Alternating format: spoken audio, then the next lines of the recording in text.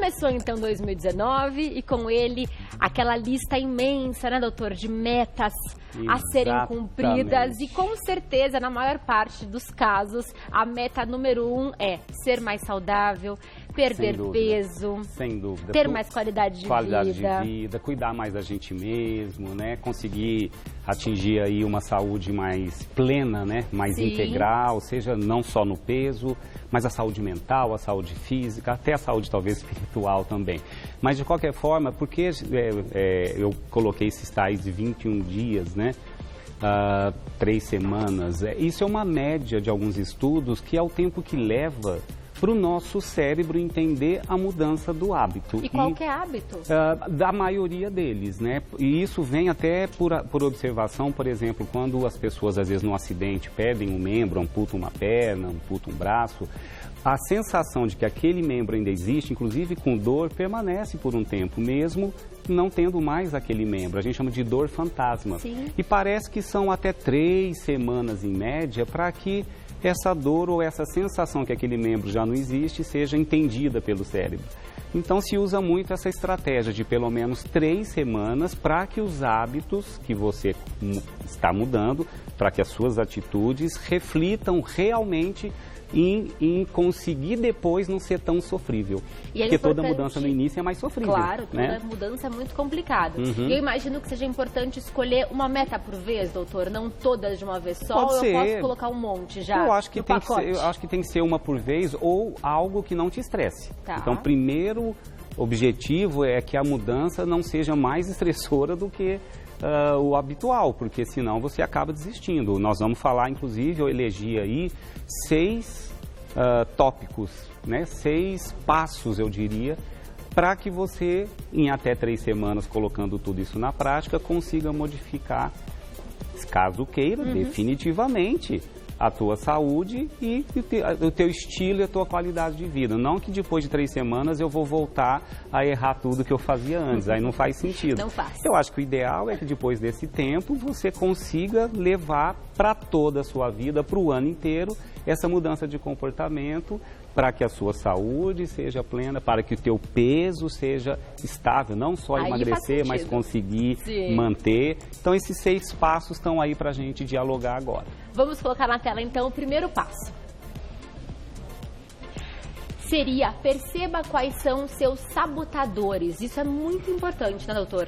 O que está atrapalhando você de chegar onde você quer chegar? Muito, e porque queira ou não, né, usando aí um pouco do que falam, eu li um livro esse finalzinho de ano, indicado por um amigo, que é Inteligência Positiva, achei muito bacana, é de um autor, ele é um psicólogo, neurocientista, Dr. Shirzad Chamine, se não me engano, e ele fala uma coisa no livro dele que realmente tem tudo a ver. O nosso cérebro, ele é um órgão só, mas ele tem os 2 hemisférios, né? O lado esquerdo e o lado direito. E o lado esquerdo é o lado que a gente utiliza muito em resolver problemas, né? É o lado do cérebro mais racional, mais matemático, que ele chama de cérebro sobrevivente. Sobrevivente em que sentido? Desde a infância a gente vai tendo no ambiente que a gente vive, principalmente se o ambiente não for muito favorável, é muita cobrança, ou pais muito severos, enfim, quando a gente começa a colocar mais, a ativar esse lado como uma sobrevivência mesmo. Então eu preciso equacionar meus problemas, eu preciso dar conta de bater minha meta, eu preciso aprender aquilo que está me sendo ensinado. Então esse lado muito racional faz com que você comece a criar situações de ansiedade, de estresse, de medo, às vezes de angústia, porque é como se fosse uma cobrança diária do seu próprio cérebro. São grandes sabotadores. Então você começa a ter um lado seu, às vezes, muito crítico. Então você quer fazer algo, mas seu lado crítico já diz não, mas você não vai conseguir, porque você pode fracassar. Então, mas peraí, deixa eu tentar. Claro. Né? Então, esse lado muito racional demais, controlador de todas as situações do seu lado. Tem pessoas que são controladoras de tudo. da sua vida e da vida dos outros, ou acabam se estressando porque não conseguem controlar o destino do ambiente. Ou né? se cobram muito, se né? Cobra a grama muito, do vizinho é mais verdinha. É mais verdinha. Então a gente vai criando esses sabotadores, o inquieto que quer cada hora fazer uma coisa e não deixa terminar aquilo que você começou. Óbvio, a gente está falando de uma maneira muito assim, né? Meio não palpável, mas é uma realidade. O cérebro sobrevivente, ele cria os seus sabotadores. E eles passam a fazer parte da sua vida. E você acaba não utilizando o lado direito do cérebro, que é o lado que a gente tem, equaciona, o lado que a gente é mais criativo, mais inovador, o lado que você percebe as coisas boas ao seu redor.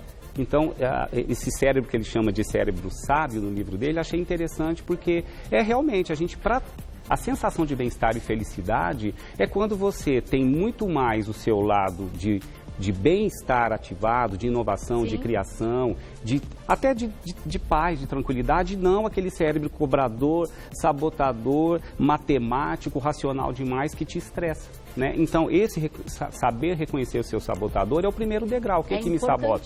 A minha ansiedade, o meu estresse, o meu medo, a minha angústia, a minha raiva, a minha cobrança excessiva, e vai trabalhar para que isso não dure a vida inteira ou não domine o teu dia a dia. Óbvio, existem métodos, técnicas, terapias, neurofeedback, coaching, tem várias maneiras de você conseguir trabalhar mais o teu lado, o cérebro sábio, e tentar frear o seu cérebro sabotador. E até as próprias metas excessivas podem te sabotar. Então, assim, começar com pequenas metas e aumentando a meta, dobrando a meta, pode te auxiliar a não se sabotar. Então, foque nisso que você vai conseguir chegar no seu objetivo. Que é um dos tópicos aí que a gente vai falar. Vamos para o próximo tópico.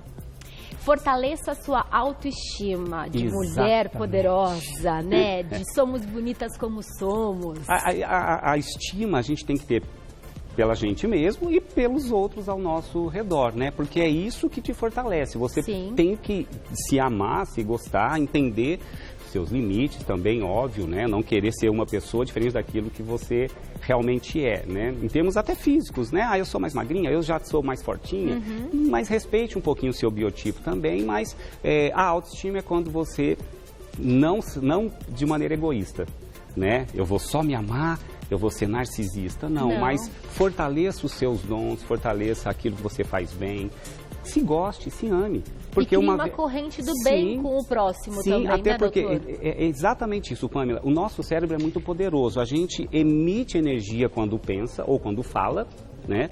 As palavras reverberam e o cérebro é um captador também de energia. É um radarzinho que emite e capta energia.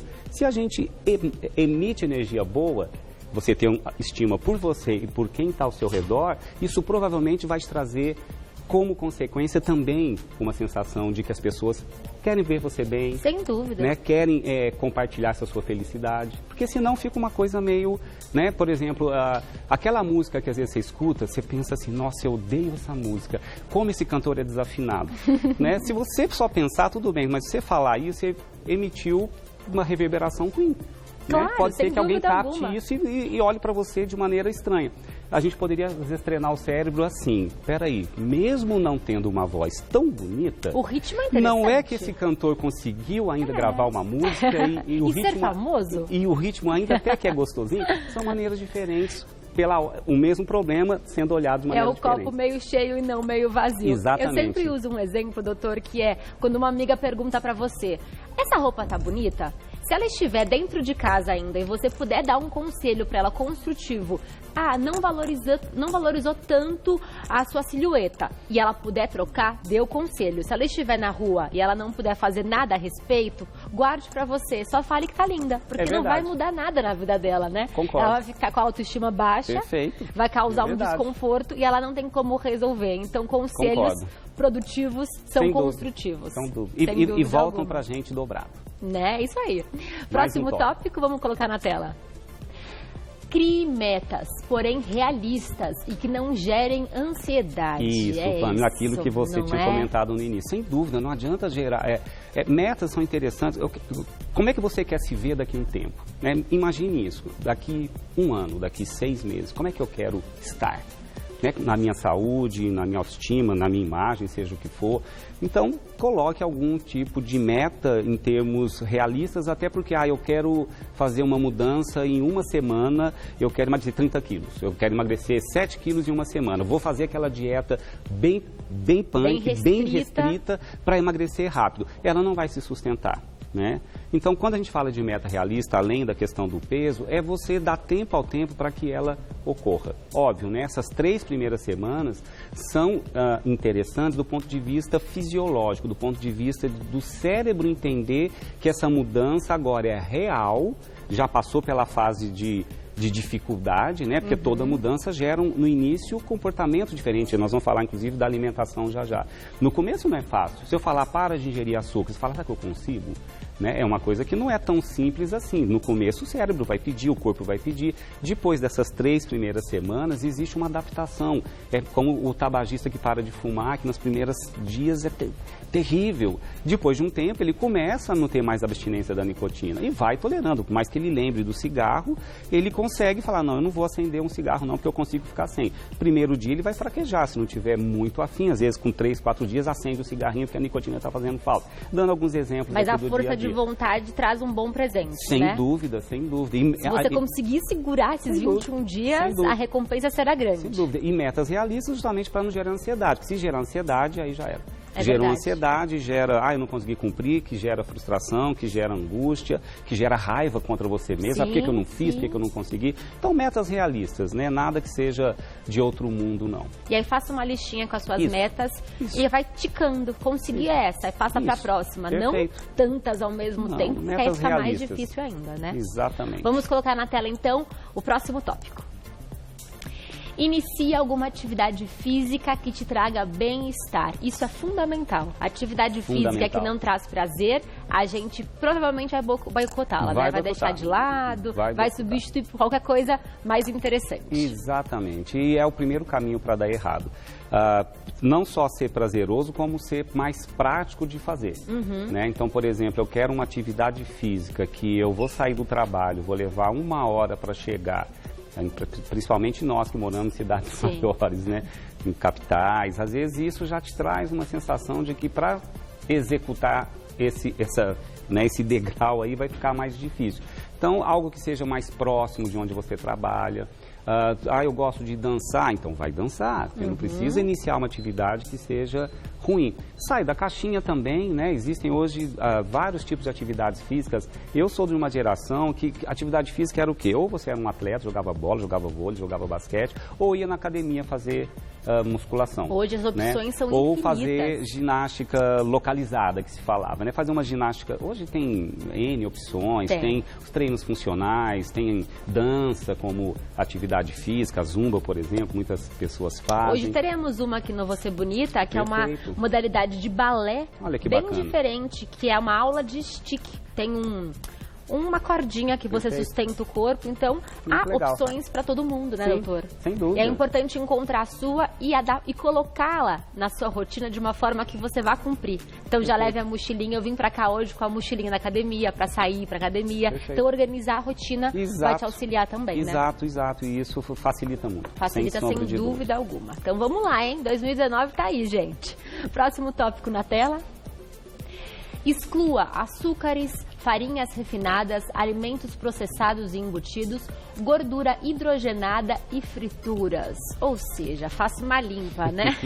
E propositalmente aí eu coloquei aqueles alimentos o que no fundo não fazem falta nutricionalmente falando. Sim. Né? Eu costumo dizer muito que aquilo que nutre o corpo, que vem dos alimentos, seja legume, a gente no fundo acaba ingerindo carboidratos, proteínas e gorduras, né, as mais variadas, que vão virar no nosso sangue glicose, vão virar aminoácidos que vêm das proteínas, vão virar ácidos graxos que vêm das gorduras, vêm as vitaminas, os minerais, as fibras, todos esses nutrientes o nosso corpo precisa. Então fazer mal não faz. Agora, eu coloquei ali justamente aquilo que a gente começou de talvez 30 anos para cá, errar muito no uso excessivo do açúcar. Então ele vai gerar glicose no sangue. Eu posso ter uma glicose vindo de uma fruta, que vai cumprir uma função metabólica a mesma do açúcar, só que o açúcar tem muita glicose. E somente os refinados, que vêm com química, né? Vêm com metais pesados, vêm com algumas substâncias como o cádmio, que não são interessantes. Então, o açúcar, a gente consegue sim viver sem ele? Conseguiríamos, sem sombra de dúvida. E nessas 3 semanas, quem consegue, depois não sente tanta falta. Vai precisar no começo menos. É terrível, mas vai precisar menos. Não que de vez em quando não possa comer, mas o uso diário do açúcar deveria ser evitado. As farinhas refinadas, a farinha do trigo, do arroz, a farinha de mandioca, né, a farinha de milho, que passou a fazer parte da panificação, dos hábitos do dia a dia, elas são ricas em amido, né? Uma coisa é comer um arroz integral, outra coisa é comer um pãozinho só ali com fibra, outra coisa é você pegar as farinhas na forma refinada e utilizar várias vezes ao dia, como pães, bolos, massas, biscoitos, bolachas. O amido em excesso traz também muita glicose no sangue, que traz prejuízo à saúde. A gordura hidrogenada, ela não tem nenhuma função dentro do corpo humano. E a indústria descobriu, óbvio, eureka, nossa, meu produto ficou saboroso, né? Ficou crocante, dura mais na prateleira, mas o corpo não sabe o que fazer com aquela gordura. A gordura hidrogenada é terrível, então evite muita panificação, muito chantilly, muito cremezinho, isso não é legal. E coloquei aí produtos ultraprocessados, que é viver de salgadinho de pacote, alimento embutido, né? Isso não é muito interessante. Não precisamos né? disso. Eu acho que é uma boa proposta como meta, nesses 21 dias, excluir realmente esses alimentos. É o que eu coloquei como tentativa. Não Quem vamos consegue... tentar? Não se arrepende, porque no começo parece estranho, mas depois o corpo agradece. E vai se abrir um universo novo de possibilidades também. Quando você retira alguns alimentos, você descobre outros alimentos e descobre que eles também são gostosos. Isso, é o famoso sair da caixinha, Não inovar. é inovar. Esse trabalho que eu desenvolvo com a Malu há tantos anos, foi pensando nisso. Como é que eu posso trazer prazer? Porque as pessoas querem comer e ter prazer, gente, isso é normal. Ninguém quer comer e falar, nossa, que horrível. Você quer comer e falar, nossa, que alimento gostoso. Não é só para se alimentar, né? Não, é uma você tem que ter atividade de prazer. Exatamente, isso é normal, é fisiológico, isso faz parte da vida. Como fazer isso, né? Comer com prazer, sem ter culpa, porque o que eu estou comendo não é ruim, né? Tem que ter sabor, tem que ter paladar, tem que ter textura. E pode perguntar para quem passou 200... né? Quando se fala em fazer dieta, em alimento saudável, todos vão falar, nossa, já sei, perdi a graça na vida, não vou ter mais não é aquele verdade. alimento bom e alimento ruim, o alimento saudável é aquele que é ruim, nosso integral é ruim, não tem sabor, e na verdade isso não existe mais, Pamela. Hoje a culinária é chamada funcional, ou gastronomia funcional, que é uma área inclusive técnica, né? A Malu fez a pós dela nessa área, como outras culinaristas fazem, para provar que é possível sim comer alimentos simples, com prazer, com textura boa e saudável. Então saiam da caixinha. Deem o primeiro passo. Deem o primeiro passo, que depois vai ficar muito fácil. Perfeito. Vamos colocar na tela o último tópico. Coma com calma, mastigue mais vezes e sinta os sabores dos alimentos. Faça disso um ritual, né, doutor? Perfeito. Até porque é exatamente aí que muitas pessoas não percebem o quanto comem pelo impulso. Parece que a comida vai fugir do prato às vezes, né? Comem com uma rapidez muito grande, não percebem o sabor do alimento. Estão comendo muito mais para preencher uma ansiedade ou um vazio do que propriamente entender o sabor do alimento. O cérebro, ele precisa dessa sensação de... Primeiro que leva quase 10 minutos, Pamela, 10 a 15 minutos, quando a gente começa a fazer uma refeição, para o teu cérebro perceber que está sendo alimentado. Ou seja, agora sim, eu entendi que eu já começo a me saciar com esse alimento. 10 a 15 minutos é bastante, 10 a 15 minutos. Então, primeiro, quem come muito rápido, né, que muito pouco tempo para comer ou é muito ansioso, às vezes come até 30% a mais, sem perceber, né? Quando você para e começa a mastigar com calma, a entender o sabor do alimento, a sua textura, isso é até um conceito chamado de mindfulness, ou mindfulness, né, falando corretamente. É um conceito de você comer e ter o prazer de estar comendo, não se culpar pelo prazer de estar comendo. Até porque é importante que a gente se sinta feliz na hora da alimentação. Então, é comer devagar, com calma, perceber o sabor. Isso pode fazer você ter até uma relação diferente com as próximas refeições que virão ao longo do dia, sem propriamente você achar que tem que comer tudo de uma vez só. O cérebro sabe, ou essa sensação de que o teu corpo ele te traz prazer, você às vezes não percebe, por exemplo, quando está caminhando, você está caminhando lá, correndo, você está ali só, às vezes com fone, escutando a música ou pensando em um monte de coisa que você tem que resolver, você não percebe, às vezes, o ar entrando no seu pulmão. Sim, é verdade. Né? De você inalar, de você sentir as árvores que estão do seu lado. É atenção plena, né? Quando você integra teu corpo, quando o ambiente faz você relembrar sensações de bem-estar, corporalmente falando, fisicamente falando, isso te traz uma sensação de relaxamento, de bem-estar. Então, comer com calma, com prazer, entender o alimento, faz parte desse ritual para o teu corpo também ter a sensação de que aquilo é um bem-estar. E não aquilo está acontecendo naquele momento. Ou se não estou comendo, não estou percebendo, vou engordar, será que eu vou comer muito? Será que... Não, aí a coisa degringola, não é legal. Tenha foco e prazer nos pequenos momentos da vida, como caminhar, como comer, como nadar, como respirar. É isso aí. Isso nos leva para um caminho muito bonito. Sem dúvida. Nós temos perguntas para você, doutor. Vou colocar na tela a primeira perguntinha para você, que é da Paula de São Paulo. Ela ficou sem comer doce por 21 dias, mas no último dia ficou com muita vontade de açúcar. Por que isso aconteceu, doutor? Olha, às vezes depende se ela ficou sem o açúcar e sem nenhum tipo de carboidrato, né? Ficou só com proteína, né? Dieta da proteína, aí não ingere fruta, não ingere nenhum cereal também, não ingere às vezes uma aveia, uma mandioca, bom, enfim. Se foi muito radical nesse, isolou todo o carboidrato, com o tempo começa a haver uma queda de serotonina no nosso cérebro. Porque a serotonina ela é produzida através de aminoácidos que vêm de proteínas que a gente come, nem do carbo.